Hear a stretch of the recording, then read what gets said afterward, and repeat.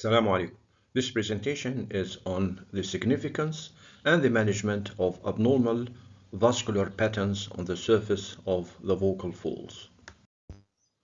Abnormal blood vessels on the surface of the vocal folds can take various patterns, more than half a dozen of these various patterns.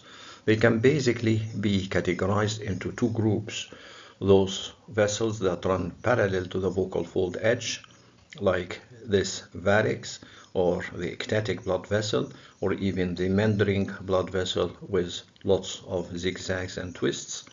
And these are basically related to phonotrauma for the vocal fold. The second group of vessels are vessels that run perpendicular to the edge of the vocal fold, and these are mainly related to the new vessel formation associated with malignant and pre-malignant conditions of the vocal folds. For further readings, I suggest these two very important articles. The one, guidelines produced by the European Laryngology Society, and the other is a very seminal article produced by Nye and his colleagues. The normal vascular pattern of the vocal folds, the microcirculation, is characterized by capillaries in the superficial part of the lamina propria and arterioles and venules in the deeper part of the lamina propria. There may be a few direct anastomoses between the arterioles and the venules in the deeper part of the lamina propria, but they are quite separate from the microcirculation of the muscle of the vocalis part of the thyroarytenoid. Only very few blood vessels originate directly from the muscular layer to reach the lamina propria. Most of the blood vessels that form the network in the superficial part of the vocal fold comes from very anterior and very posterior, from near the anterior commissure and the posterior part of the vocal folds, and they travel toward the center of the vocal fold with progressively decreased diameter of the vessels as they approach the center of the vocal fold. The blood vessels on the surface of the vocal folds in the lamina propria approaches the center of the vocal fold from anterior and from posterior. The middle part has less diameter of vessels than the anterior and the posterior part. These vessels would run parallel to the vocal fold edges in the healthy subjects. You can see this clearly in the narrowband imaging, which shows the blood vessels much more clearer than the white light. This arrangement of parallel blood vessels to the edge of the vocal fold protects the blood vessels from the shearing effect of high-frequency phonation. This can produce various disorders in blood vessels if they are running perpendicular rather than parallel to the vocal fold edges. Also, you can see that the vocal folds are a little bit tortuous, and this is to allow for stretching of the blood vessels when the vocal fold changes its length during phonation, producing high frequencies, for example. These two features, the parallel arrangement and the tortuosity of the blood vessels, optimizes the mucosal wave of the vocal fold, providing flexibility during shearing effects during phonation. The abnormal blood vessels on the vocal fold can take different shapes. The original description and classification by Hochman described three of these. The first is the varix. This is a dilated, a prominent, and tortuous blood vessel, like a varicose vein. This is the varix, and you can see it in here as well. The second is the ectatic blood vessel. Ectasia refers to a coalescent hemangiomatous appearance, like in here. And the third group is the spider telangiectasia, which describes a delicate network of superficial blood vessels on the surface of the vocal fold, usually associated with some systemic disease. And then other forms of abnormalities were added, including the convoluted vessels of the vocal fold, which describes an advanced stage of the varix with a very prominent, organized, and deformed blood vessel on the surface of the vocal fold. And these abnormal dilatation of the blood vessels that forms a prominent hemangiomatous appearance on the surface of the vocal fold appear or become more prominent after phonotrauma, particularly heavy singing, or sometimes they can be related to the menstrual cycle in females. That's why it's usually more common in females before menopause. The blood vessels of the vocal folds are subjected to high pressure during the shearing movement of phonation. So it's not surprising that microvascular lesions can be associated with phonotrauma, including even vocal fold haemorrhage. And these are more common in professional voice users. The varicosities and the ectasias are more common on the superior surface of the vocal folds, particularly in the mid portion of the membranous part of the vocal fold, where the shearing forces are at their utmost. But they practically can occur anywhere on the vibratory margin or even below the vibratory margin of the vocal folds. The etiology for abnormal blood vessels of the vocal folds, top of the list is phonotrauma. The mechanical stress leads to microvascular injury, and this can result in capillary wall weakening and dilation and possibly microhemorrhage as well. Inflammatory condition of the vocal folds, including of course laryngopharyngeal reflux, can alter the vascular permeability and leads to ectasia. Certain hormonal factors, including estrogen, can influence the vascular fragility and permeability, and this explains the increased incidence in females before menopause. And also age-related factors can relate to vessel fragility and genetics, and some are predisposed towards some vascular malformation, particularly the telangiectasia. This is now recognized, the fifth group, the neoplastic neoangiogenesis. These are the new blood vessels formation related to the development of malignant or pre-malignant conditions of the vocal folds.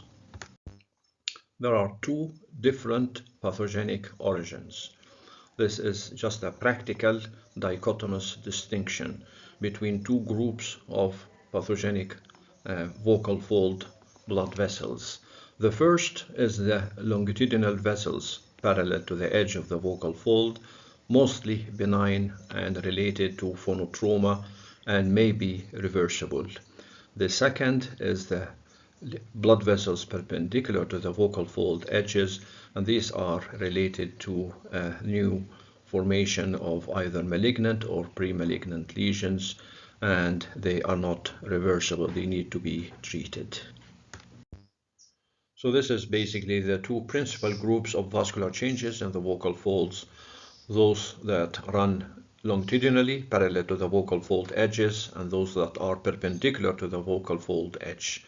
The longitudinal vascular changes are basically related to phonotrauma and can be reversible, and they can take different forms like an ectasia, a dilated blood vessel with some hemangiomatous-like appearance, or a minder, which is a tortuous blood vessel that keeps changing its direction like a zigzag, or a varicose, which is a varix, which is an advanced mindering with dilatation, and a convoluted blood vessel, which is an advanced varix that forms coils and tangles with blood vessels.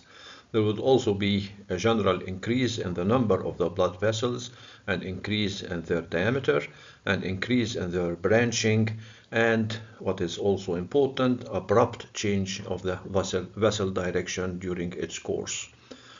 The second group refers to the perpendicular vascular changes, which can be sinister and related to new vessel formation in pre-malignant or malignant lesions. These enlarged vessels will form loops. These are loops that reach the basement membrane of the surface of the vocal fold cover, intrapapillary capillary loops.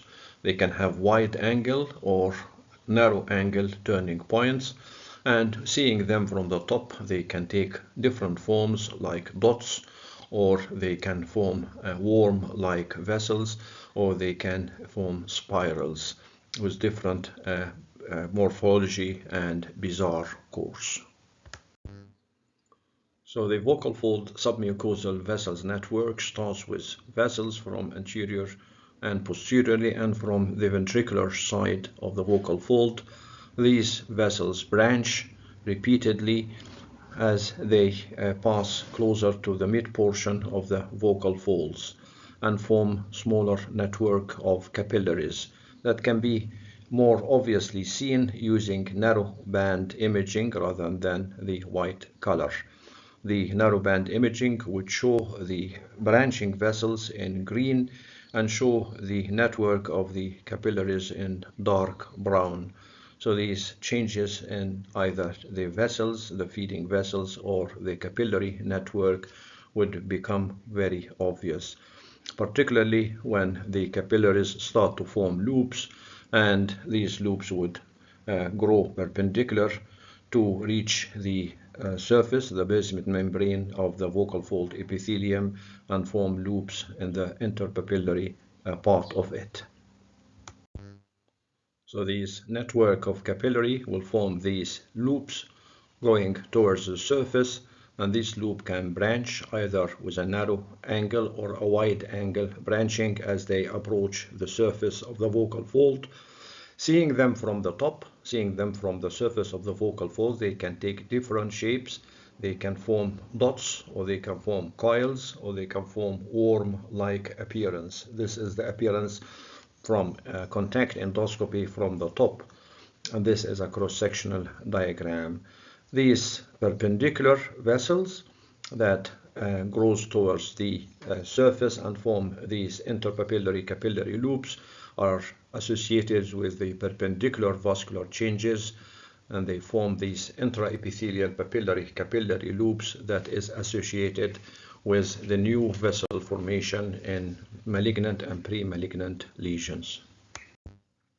These intraepithelial papillary capillary loops form the basis for the Nye classification of the vascular changes of the vocal fold. Nye classified the vascular changes into 5 groups. The first 4 of them are benign groups. These are the first 4, the benign groups. Type 1 is when you have a thin and sometimes oblique, arborescent, these divide and branch vessels. They interconnect on the surface, but they don't have loops and they are thin. When they grow thicker, and you can see how they grow thicker by the narrow band imaging here, but still they don't form the intraepithelial loops, they are type 2. When these changes are obscured by the whitish epithelial lesion on top of the vocal fold, like keratosis or hyperplasia, and you cannot see the vessels clearly, where you cannot see intrapapillary capillary loops, this is type 3. When you can actually see the loops, but you only see them as dots on the surface, like in here, just dots on the surface, then it is type 4. These 4 types are fairly benign. The type 5 in the classification includes the pre-malignant or the malignant lesions of the vocal fold, divided into 3 parts, 5A, B, and C. In 5A, the loops are still well formed. They can form solid or hollow brown various shapes on the surface of the vocal fold. you can see them as solid shapes. When it becomes a V, some destruction to these loops had happened by the tumor process. So you no longer see the solid shape, you only see line shape that can take the form of little worms or little snakes, some small vessels on the surface like a line. And type C, the tumor necrosis would cover most of the loops, so you only see scattered loops with various shapes, very irregular and very scanty on top of the tumor surface. And Nye and his colleagues produced evidence to support their proposed classification in this very seminal article. Using the narrowband imaging, they were able to detect malignant or pre-malignant lesions with a fairly high sensitivity, almost 90%, and a bit higher specificity. They could show that their classification, their prediction from the imaging of the loops is closely associated with the histopathological features of the tumor biopsy. They confirmed that from type 1 to type 4 lesions, these are benign. Type 4 is usually a benign tumor like respiratory papillomatosis, for example. Whereas type 5 lesions are either pre-malignant in 5A or malignant in 5B and 5C. With the 5A, the pre-malignant, the carcinoma in situ, they have a remarkably high sensitivity, almost 100%, and less specificity, almost 80%. On the other hand, with the established carcinoma in type B, 5B and 5C, the specificity was 100%, but the sensitivity was a bit lower, at around 83%. And this is an example of the intraepithelial capillary loops in respiratory papillomatosis, where you could see the dot-like appearance of these loops. This is type 4, which is a benign tumor. And here are examples of pre-malignant lesions like carcinoma in situ or erythroplakia, which resembles type 5A. You could see the lesions on the vocal fold surface, and you could see the narrowband imaging of the loops, which show solid intrapapillary loops, fairly symmetrical in their distribution. These solid loops can be seen clearly because the epithelium is still fairly translucent, and you can see the deeper layers of the vocal fold, including these loops. In the so-called erythroplakia, which describes a reddish appearance as a pre-malignant lesion of the vocal fold, you are actually seeing these vascular loops. But in established vocal fold carcinoma, the type 5B or C lesions, the intrapapillary loops would already start to necrose by the tumor effect, so you only see the loops in the periphery of the tumor rather than in the center, again either like a very thread-like, worm-like or small snakes in the periphery, or very irregular lines on the periphery, very scattered in type 5C. These are the results of the destruction of the loops with the vocal fold carcinoma and covering of the loops in the center of the tumor by the necrotic tissue. Another abnormality in the vascular system of the vocal folds is the indicator or the feeding vessel. These vessels form from branching of vessels closer to the ventricular side of the vocal fold surface. They turn perpendicular to the surface and try to reach the lesion. They are seen more clearly on the narrow band here. They arise from the lateral part and passes perpendicular to the edge of the vocal fold to reach the lesion in here. These are indicator or feeding vessels. They don't only form with sinister pathologies like malignant or pre-malignant. They can also form with polyps or cysts. So they can indicate a lesion that can be either benign or a tumor. And it just points to something wrong happening. Sometimes it can even be scar tissue. That's why it's called an indicator vessel. In general, the vascular lesions are more common in females before the menopause, and they are frequently seen in patients who have high vocal demands, particularly professional singers or voice users.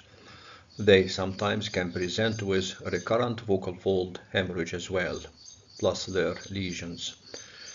Most of these lesions would present on the superior surface of the vocal fold, almost 77%, and some of them would present on the edge of the vocal fold.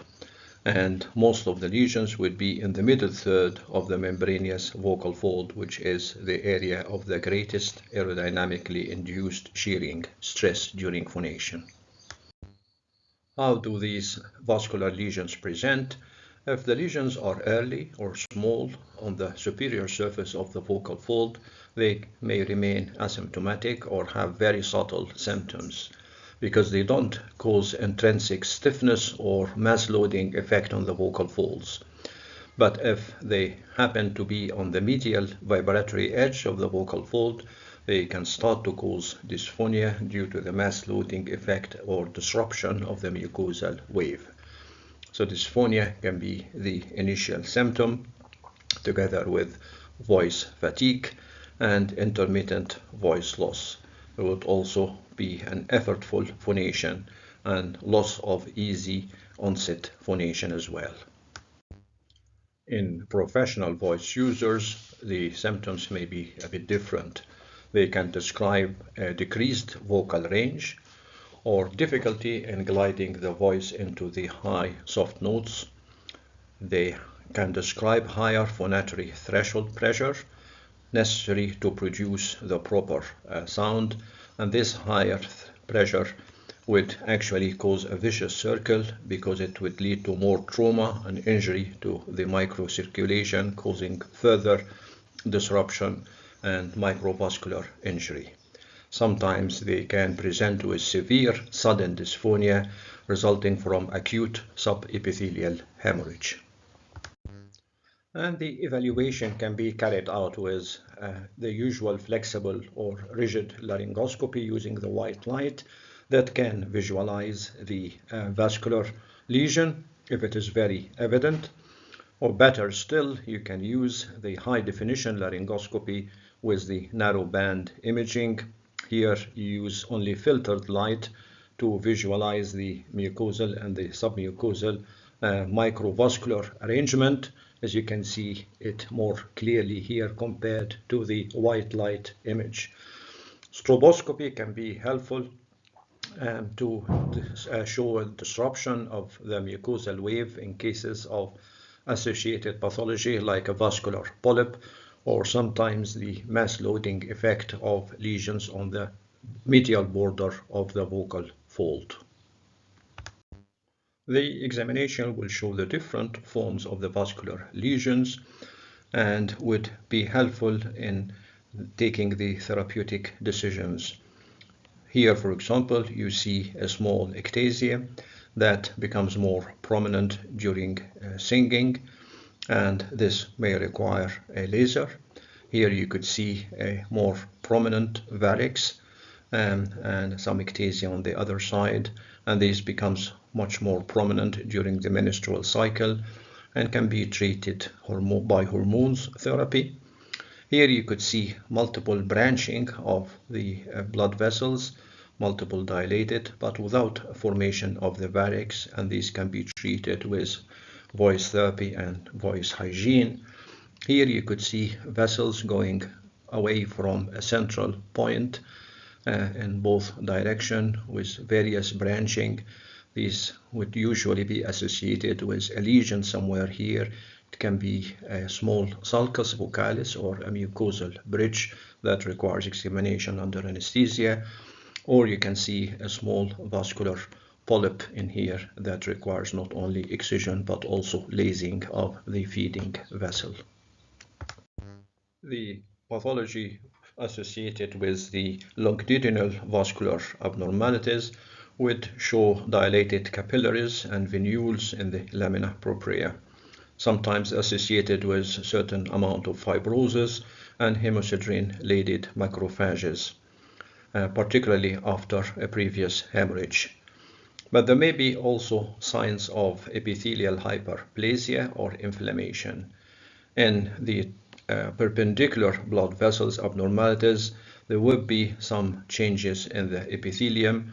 These whitish patches may actually obscure the vascular markings, the so-called umbrella effect. They just cover these vascular markings, and the pathology would show the dysplastic epithelium together with the papillary loops arrangement. And now to the management decisions, particularly for the longitudinal arrangement.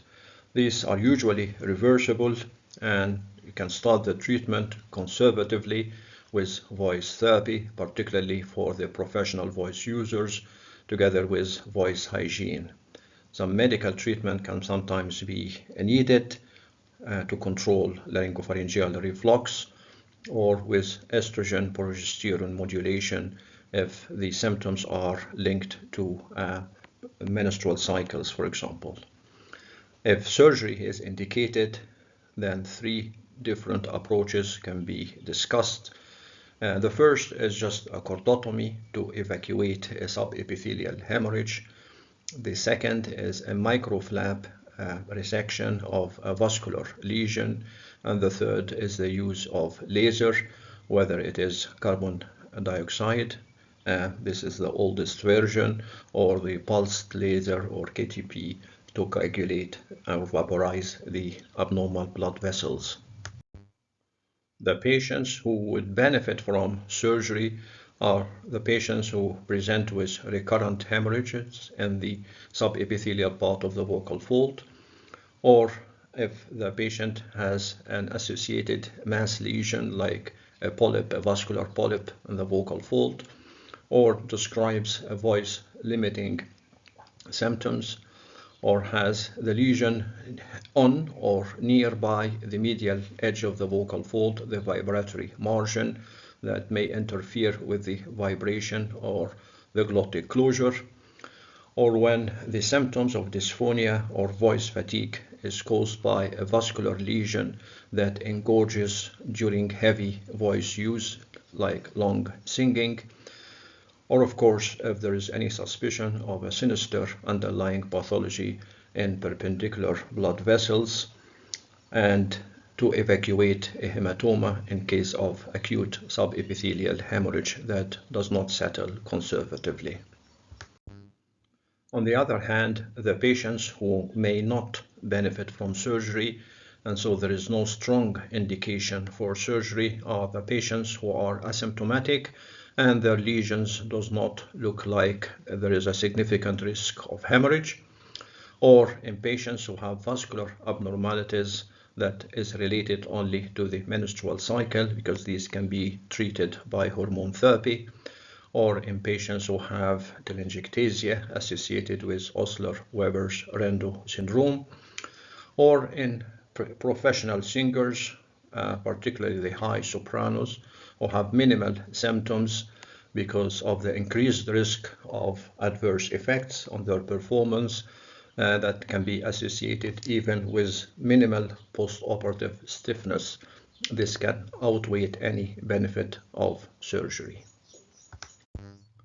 Operative resection would entail a good exposure to the vocal folds, and once the lesion is identified, a mini flap can be raised by incising just lateral to the vocal fold abnormality, just lateral to it. You have 2 or 3 millimeters in length. A micro flap would be raised, followed by using of a hook or a fine needle to dissect the vascular abnormality from the lamina propria and resecting the lesion with minimal loss of the epithelium and minimum disruption to the lamina propria. But laser therapy is now the preferred treatment modality, again through a microlaryngoscopy approach.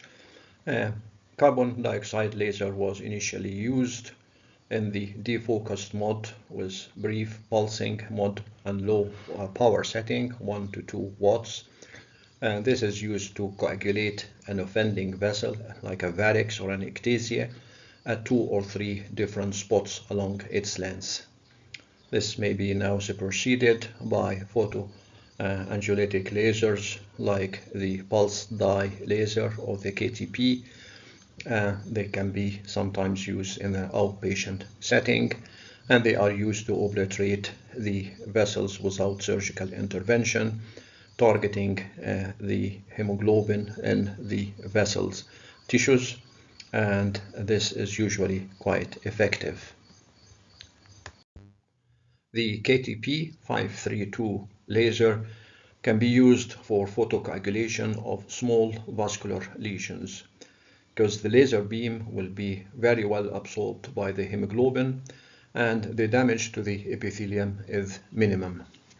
It can be used in a low power setting of 1 to 2 watts in a continuous mode with 0.4 to 0.6 millimeter beam for 3 to 7 seconds, delivering a total of 3 to 7 joules.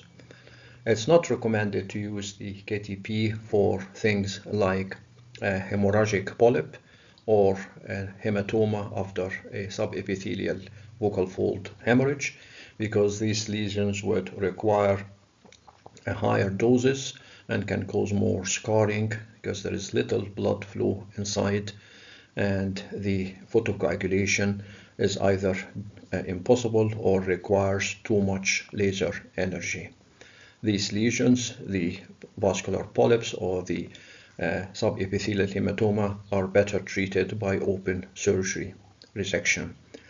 But the KTP laser is cost effective and time saving and can provide excellent results compared with other modalities.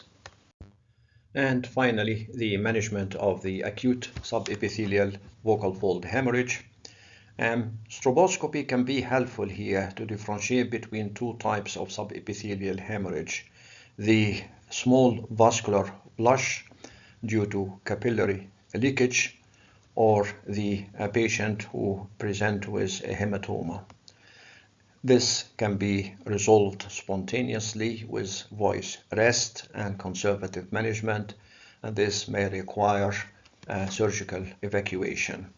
In either cases, it's useful to start with a strict voice rest for 7 days in an attempt to decrease the size of the bleeding, and to stop using any anticoagulant therapy if that is medically feasible, and avoid the use of any non-steroidal anti-inflammatory drugs, and a course of oral steroids with its precautions.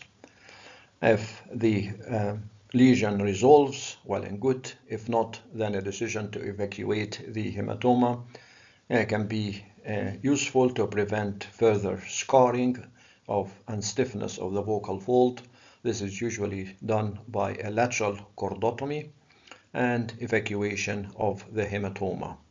At this stage, no attempt should be made to use laser to coagulate the offending vessel in the submucosal area, because this could lead to more scarring and stiffness. That's enough to evacuate and wait for the healing process afterwards.